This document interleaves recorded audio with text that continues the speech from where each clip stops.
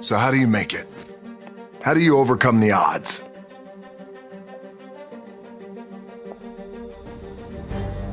I don't know what to say, really. 3 minutes to the biggest battle of our professional lives. All comes down to today. We're in hell right now, gentlemen. Believe me. And we can stay here, get the shit kicked out of us, or we can fight our way back into the light. We can climb out of hell. Or you could be like me. Dream of pro football, get hurt, dream over. Find yourself with just $7 in your pocket. So how did I get here? By being the hardest worker in the room. Now it's time to see who has a heart. Now is the time to prove to yourselves and prove to everyone out there we're somebody. You are worthy of something. And you're able to do something special that no one else in the world can do. Are you ready to go out there and take what's yours? Yeah! What you worked hard for? Yeah!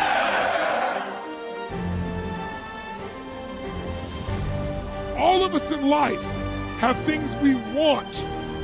We don't get what we want. We get what we have to have. We all get what we tolerate in ourselves and other people. But when you're no longer willing to tolerate something, that's when your life changes. Everyone in the world has a list of things they think they should do. I should lose weight. I should work out. I should spend more time with my kids. I should work harder. I should make more calls. I should. And then you know what? People don't do their shoulds and they get mad at themselves. They beat themselves up about it. What changes people is when your should becomes a must. When suddenly the thing you said should happen has to happen. That's when human beings change. It's like if you want to take the island and you're the head of the army and you want to take the island, the most powerful way to take the island is burn the boats. Because if there's no way to go back, it's amazing what happens when it's a must to do something versus a should. That's what makes human beings succeed.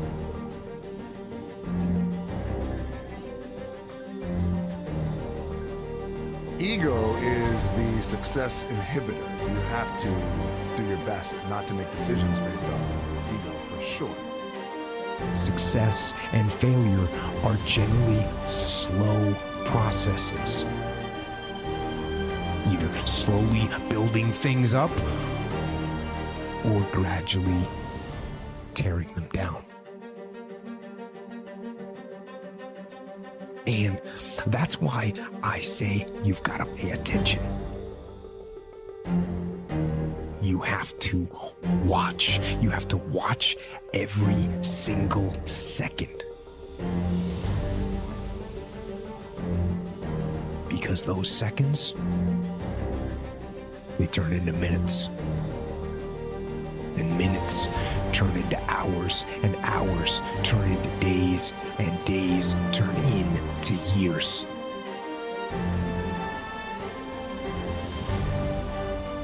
And so, that second that just went by, that counted. And so did that second. And so did that one. And in those precious seconds, you were either building or you were decaying. You were either gaining ground or you were losing ground in that second. The dream shattered, sent home with $7 in my pocket. I was like, wait, no, I gotta play in the NFL eventually. Those are my big goals. That's my dream. You realize that playing in the NFL was the best thing that never happened because it got me here. So my point is, look, you're gonna get your ass kicked. We're gonna get the shit kicked out of us. You gotta get up. You gotta have faith that the one thing you wanted to happen oftentimes is the best thing that never happened. So have faith and just keep that in mind and keep plugging away. I'm gonna do this shit until they throw fucking dirt on top of my ass, until they bury me. You wanted me. Here I am. Pain is temporary. It may last for a minute, or an hour, or a day, or even a year. But eventually, it will subside, and something else will take its place. If I quit, however, it will last forever. There's two sides of pain that I don't think a lot of people really understand, right? There's one side of pain that's the suffering and the discomfort side of pain. You remember what that felt like. But then there's another side of pain that's called effort. It's called glory. It's called if you can find a way to push through pain, there's something greater on the other side of it. I'm gonna prove to you that I can come back, that I will come back, because I got this motherfucker right here. I am determined. It's my motherfucking magnificent obsession. But let me tell you, when they split me open and I passed away 3 times and now, you talk about broad, damn, god damn. But this thing that we do was my motherfucking magnificent obsession. I was obsessed with this shit. I'm gonna do this shit until they throw fucking dirt on top of my ass, until they bury me. The greatest pain of my life is the reason I'm standing here today. I'm not afraid to die on a treadmill, right? I will not be outworked, right? Period. Let me tell you something you already know. The world ain't all sunshine and rainbows. It's a very mean and nasty place, and I don't care how tough you are, it will beat you to your knees and keep you there permanently if you let it. You, me, or nobody is gonna hit as hard as life. But it ain't about how hard you hit. It's about how hard you can get hit and keep moving forward. How much you can take and keep moving forward. That's how winning is done. Now, if you know what you're worth, now go out and get what you're worth. But you gotta be willing to take the hits and not pointing fingers saying you ain't where you wanna be because of him or her or anybody.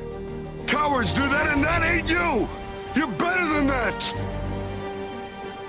Anybody can dream it, but you'll never see it until you're willing to be committed to it.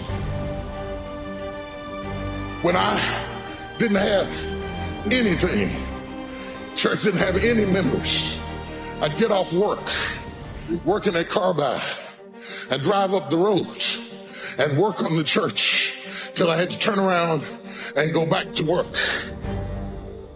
We worked when we didn't have food. We worked when we didn't have lights. I was putting my whole check in the offering, all of it, trying to keep it going. When I finally got some staff, I went on the road preaching. And whatever I made on the road preaching, I brought it home to make the payroll of the staff. And sometimes I got them paid and couldn't pay me. Commitments. Looked like a fool. Didn't have any clothes. Suits was falling off me. Lining wore out my clothes. Couldn't send them to the cleaners. Had to wash my suit in the washing machine. They laughed at me. Looked like an old raggedy country preacher. I had holes in my shoes. They laughed at me. They said that boy's lost his mind. He'll never be nothing. He stutters. He's got a lisp when he speaks. He'll never be a preacher. I don't care what you say. If you are committed to what you believe,